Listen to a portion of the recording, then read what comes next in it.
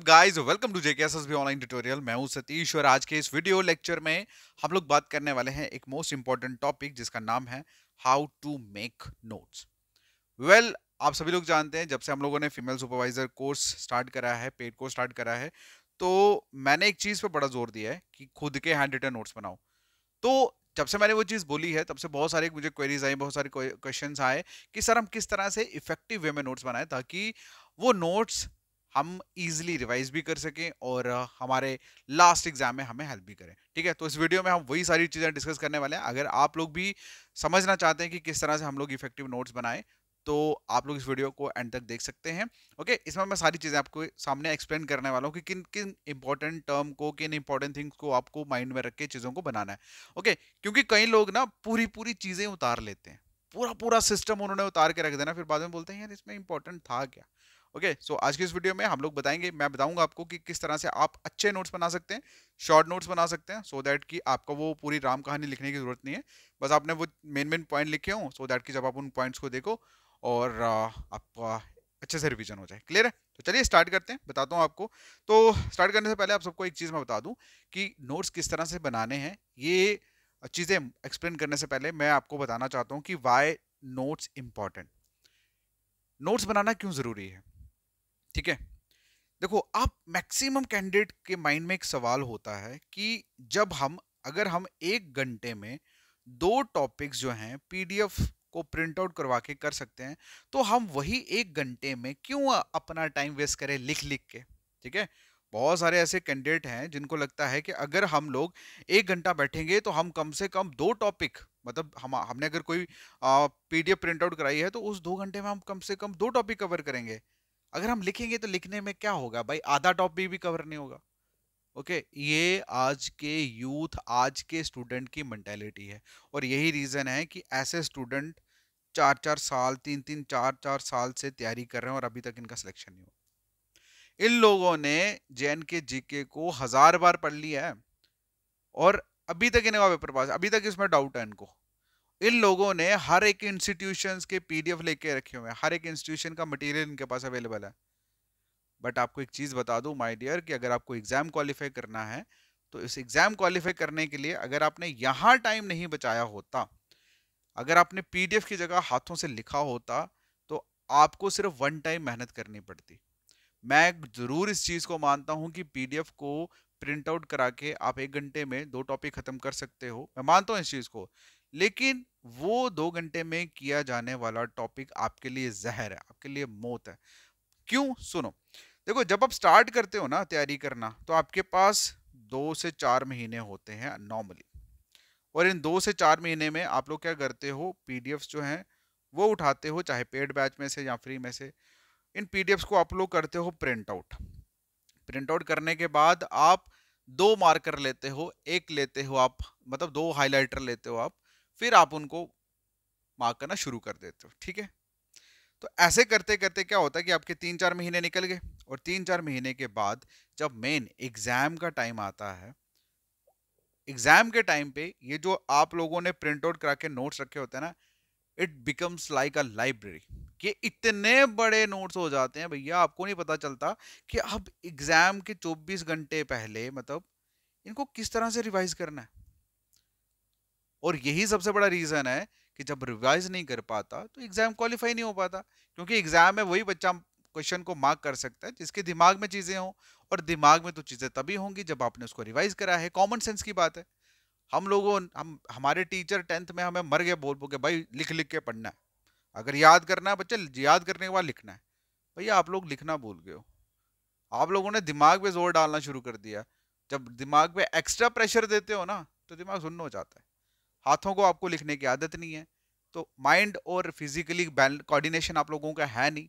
जल्दबाजी के चक्कर में, तेज तेज के चक्कर में, ज्यादा कवर के चक्कर में आप लोगों के कब 2 से 3 4 साल निकल जाता है आपको खुद पता नहीं लगता। फिर बाद में जाके कॉन्फिडेंस लो हो जाता है, फिर बंदा कहता है यार क्या करा तब से।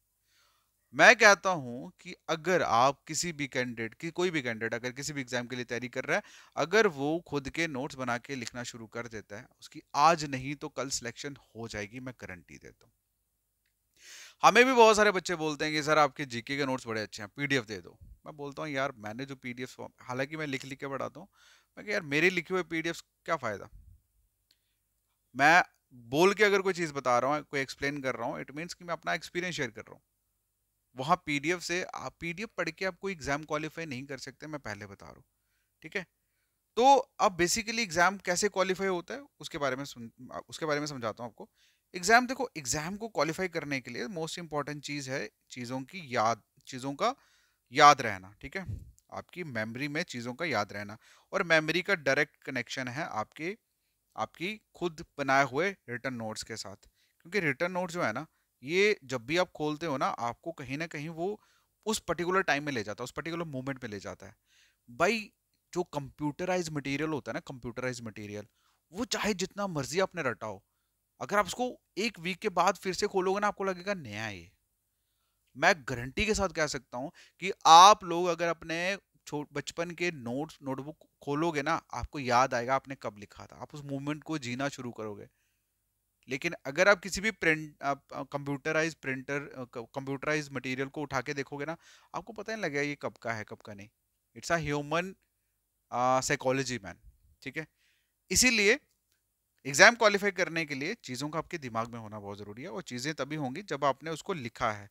तो इन दोनों का आपस में बहुत कनेक्शन है। सो दैट्स वाई मैं हमेशा कहता हूँ कि भाई हाथों से लिखो। जब तक आप लिखोगे नहीं, आपको चीज़ें याद नहीं होंगी। अगर चीज़ें याद नहीं होंगी तो ऑब्वियसली आप एग्जाम में जाके सही चीज़ें मार्क नहीं कर पाओगे। अब आपको समझ आ गई कि नोट्स बनाना क्यों इंपॉर्टेंट है। चलिए, अब मैं बात करता हूँ कि किस तरह से आपको नोट्स बनाने हैं। सबसे पहले नोट्स बनाने के लिए आपको करना क्या है? देखो, पहली चीज मैं आपको बताऊं, नोट्स बनाने का जो नोट्स बनाना एक आर्ट है, सिंपल सी बात है। ये आर्ट है। हर बंदे का जो नोट्स बनाने का तरीका है ना, वो डिफरेंट है। हर बंदा अपने अपने अंदाज से नोट्स बनाता है। नोट्स बनाने का तरीका मैं बताता हूँ। कुछ लोग शॉर्ट्स नोट्स बनाते हैं। शॉर्ट नोट्स मतलब मेन मेन पॉइंट्स लिखते हैं। ठीक है, मेन पॉइंट्स लिखते हैं। अब मेन पॉइंट्स उन्होंने लिखे, वो मेन पॉइंट पढ़ते हैं, रेस्ट उनको खुद पता होता है कि इसमें क्या है। ठीक है, मैं सारी चीजें एक्सप्लेन करूंगा, जस्ट अभी ऐसे बता रहा हूँ। देखो, कुछ लोग शॉर्ट नोट्स बनाते हैं, कुछ लोग जो है वो पिक्टोरियल फॉर्म में नोट्स बनाते हैं, मतलब पिक्चर फॉर्म में नोट्स बनाते हैं। वो ऐसे पिक्चर्स बनाते हैं एक दूसरे के साथ रिलेट करके। ठीक है, तो उनको पता लग जाता है कि पूरी कहानी दिख जाती है उस पिक्चर में। ठीक है, लेकिन ये हाईली एडवांस लोग होते हैं, ये बचपन से ऐसा कर रहे होते हैं, सो दैट इनको पता होता है किस मोमेंट पे हमें क्या बनाना है। और कुछ लोग क्या करते हैं, कुछ लोग फ्लो चार्ट बनाते हैं। फ्लो में मतलब अपने नोट्स बनाते हैं, जैसे फ्लो चार्ट होता है ना, उस तरह से अपने नोट्स बनाते हैं। जैसे यहाँ पे लिखा, इससे रिलेटेड जो चीज़ होगी वह यहाँ ली दी, एक ही कंसेप्ट के जितने भी रिलेशन होंगे वो इस तरह से लिखेंगे। मतलब जैसे वो पीपीटीज में होता है ना, फ्लो चार्ट की तरह, उस तरह से, ताकि एक ही पेज में देखेंगे उनको पूरा टॉपिक दिख जाएगा। लेकिन मैं ऑब्वियसली इतने हाई लेवल चीज़ें आपको नहीं बताऊंगा, क्योंकि ये वही लोग करते हैं, ये वही लोग कर सकते हैं जिनका बचपन से इस चीज़ में, जो लोग ट्राई कर रहे होते हैं या कर रहे होते हैं। मुझे पता है फीमेल सुपरवाइजर में सारे के सारे 90% मैरिड लोग हैं। ठीक है, और जो मैरिड नहीं हैं, वो लड़कियां पोस्ट ग्रेजुएशन कर रही हैं, कुछ कर रही हैं, और लड़कियां हमेशा लिख लिख के तबाही कर देती हैं। ठीक है, तो इसलिए मैं कॉमन एक वे बताऊंगा कि किस तरह से आप लोग नोट्स जो है बना सकते हैं, जो आप सभी के लिए हेल्पफुल रहेंगे। तो सबसे पहले देखो, जैसे फॉर एग्जांपल ये हमारे नोट्स हैं, ये मेरे सामने नोट्स पड़ा हुआ है जो मैंने पढ़ाया है। ठीक है, अब इसको अगर मुझे शॉर्ट में लिखना होगा तो मैं अपने पॉइंट ऑफ व्यू से कैसे लिखूंगा। देखो, सबसे पहले मेन चीज, तो जो मैं आपको लेक्चर समझा रहा हूँ, आपको कंसेप्ट जो है क्रिस्टल क्लियर होना चाहिए। ओके, तो अब जैसे मैंने लिखा सोसाइटी, सबसे पहले मैंने क्या लिखा, सोसाइटी टॉपिक हो गया हमारा। अब सोसाइटी के अंदर मैंने जो भी इंपॉर्टेंट पॉइंट्स पढ़ाए वो आपको लिखने हैं। पॉइंट नंबर 1, आप इसको ऐसे भी कर सकते हो, आप इसको 1 2 3 4 की फॉर्म में भी लिख सकते हो, ऐसे 1 2 3 4 भी लिख सकते हो, ऐसे सिंबल डाल के भी कर सकते हो, वो आपकी मर्जी है। मैं जब भी कोई चीज़ पढ़ाता हूँ ना, मैं एक एक लाइन लिखता हूँ, एक एक लाइन। जैसे मैंने एक लाइन लिखी थी कि सोसाइटी जो है, that's a fundamental one in sociology. तो आप लोग अगर इस लाइन को अगर लिखना हो 3 वर्ड में, 2 3 वर्ड में, तो क्या लिखेंगे, सोसाइटी जो है, ऐसे लिखते हैं, सोसाइटी जो है that's a fundamental in sociology. ठीक है, पता लग गया, सोशियोलॉजी, सोसाइटी जो है किसका फंडामेंटल है, किसका, सोसाइटी जो है वो फंडामेंटल है किसका, सोशियोलॉजी, लिख गया, एक पॉइंट में खत्म। उसके बाद जैसे नेक्स्ट लाइन आती है, it derive from Latin word socius which mean companionship. तो नेक्स्ट जो है क्या लिख सकते हैं हम लोग कि derive from Latin word socius, ठीक है, तो ब्रैकेट में कंपेनियनशिप लिख दिया, मतलब पता लग जाता है ये इसी का मीनिंग है, खत्म। उस तरह से तीसरा जो है नेक्स्ट जो पॉइंट है that is companionship is based on sociability, तो हम क्या लिखेंगे, कंपेनियनशिप बेस्ड किस पे, सोशियबिलिटी, ठीक है, सोशियबिलिटी हो गया। देखो मैं स्पेलिंग पूरा नहीं लिख रहा, so don't mind please. Next जो चीज है, नेक्स्ट मैंने क्या बताया कि किसने, ये जॉर्ज सेमुअल ने बताया कि सोसाइटी जो सॉरी ये जो कंपेनियनशिप है ये ट्रू असेंस है किसका, सोसाइटी का।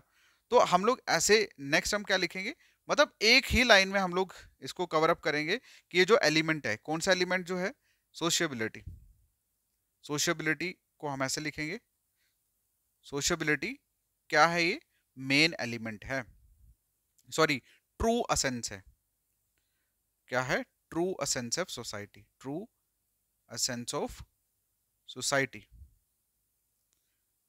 ठीक है, हो गया भाई। इस तरह से पॉइंट वाइज अगर आप बनाओगे ना, एक एक लाइन में आपको पता लग जाएगा, जैसे आपने नोट्स खोले आपको पता लगा हाँ भाई सोसाइटी जो फंडामेंटल है ये सोशियो वर्ड से लिया गया है जिसका मतलब कंपेनियनशिप है, कंपेनियनशिप का मतलब क्या है, हाँ भाई सोशियबिलिटी, और सोशियबिलिटी क्या है, ट्रू सेंस है सोसाइटी का। इस तरह से दो दो तीन तीन वर्ड में जब आप पॉइंट्स में लिखोगे ना आई स्वेयर, तो आपको बोलने की जरूरत ही नहीं पड़ेगी, आपकी आंखें सब चीजें पढ़ लेंगी। इस तरह से बनाते हैं शॉर्ट नोट्स, और इस तरह के जो नोट्स है ना ये हर कोई बना सकता है। देखो जब मैंने ऊपर आपको तीन ये टाइप्स बताई ना कि शॉर्ट, पिक्चर और फ्लो चार्ट, ये बेसिकली वो लोग बनाते हैं जो हाईली एडवांस, जैसे मैं हूं ना, मैं पता क्या करता हूँ, मैं पूरे, मेरा मेन होता है कि एक पूरा पेज है, उस पेज के ऊपर मुझे पूरा टॉपिक बताना है, ठीक है, तो मैं क्या करता हूँ, एक वर्ड लिखता हूँ यहाँ पे, फिर उसको एरो करता हूँ, फिर एक वर्ड यहाँ लिखता हूँ, फिर एरो करता हूँ, फिर एक वर्ड लिखता हूँ, फिर एरो करता हूँ, तो मतलब उस एक वर्ड में ही पूरी एक्सप्लेनेशन होती है, मतलब वो उस वर्ड को देख के मुझे पता लग जाता है इस लाइन में क्या लिखा हुआ। लेकिन ये वही लोग कर सकते हैं जो डेली पढ़ते हैं, ओके। और अगर ऐसे ऐसे नोट्स बनाए हो तो उसको बंदा 3 महीने के बाद देखे तो वो तो पागल हो जाए क्या लिखा हुआ है समझ रहे हो ना। तो आप लोग इस तरह से नोट्स बनाओगे शॉर्ट में, ताकि अगर आप 3-4 हफ्ते के बाद भी उसको देखते हैं तो भी आपको सारी चीजें समझ आ जाएं क्लियरली कि क्या लिखा हुआ है, ठीक है। इस तरह से आपको नोट्स बनाने हैं, और बिलीव मी ये नोट्स बहुत इंपॉर्टेंट है। अच्छा नेक्स्ट एक चीज और मैं बताता हूँ, मोस्ट इंपॉर्टेंट चीज आप लोग कर रहे हैं दैट इज डेफिनेशंस। अब मेन लोगों का कंसेप्ट है कि डेफिनेशन को सर कैसे याद रखें, सॉरी डेफिनेशन को कैसे लिखें, क्योंकि डेफिनेशन में आपने बोला है इन्वर्टेड कॉमर्स में जो भी चीजें हैं उसको एज इट इज लिखना है, बिल्कुल लिखना है, इसको एज इट इज लिखना है। और बहुत सारे बोल रहे थे कि सर इतने सारे डेफिनेशन सारी लिखनी है, हाँ भाई सारी लिखनी है। अब वो क्यों लिखनी है, क्योंकि जब आप नोट्स बनाओगे सपोज आपने सोसाइटी की मीनिंग और डेफिनेशन लिखा, तो आपको पता होना चाहिए कि डायरेक्ट बाई इन डेफिनेशन में से एक क्वेश्चन आएगा। और अगर आपने ये चीजें नहीं लिखी होंगी अपने नोट्स में तो आप लोग मिस कर दोगे, क्योंकि जरूरी नहीं है कि आप लोग डेली इसको पढ़ के मतलब आपको रट्टा मारना है। अगर आप लोग सुबह उठ के अपने लेक्चर को स्टार्ट करने से पहले अपने पुराने नोट्स को एक बार सिर्फ रिवाइज भी कर लोगे ना, तो भी आपको इतना फायदा होगा आप यकीन नहीं मानोगे।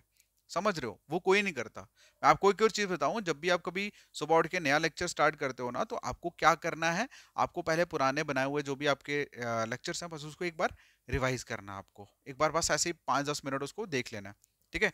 अच्छा अब मैं आपको बताता हूँ कि इस डेफिनेशन को कैसे लिखना है। सबसे पहले तो ऑथर का नाम आ गया, अकॉर्डिंग टू लिख दिया, अकॉर्डिंग टू बंदे का नाम लिखा, और इस इतनी 4-5 लाइनों को इतना छोटा छोटा लिख दो, इतना छोटा छोटा लिख दो कि एक एक लाइन में ही खत्म हो जाए, इतना छोटा लिख दो कि एक लाइन में खत्म हो जाए। देखो मेरा कहने का मतलब ये है कि कुछ चीजों को हम लोग मोल्ड नहीं कर सकते, एटलीस्ट उनको छोटा तो कर सकते हैं ना।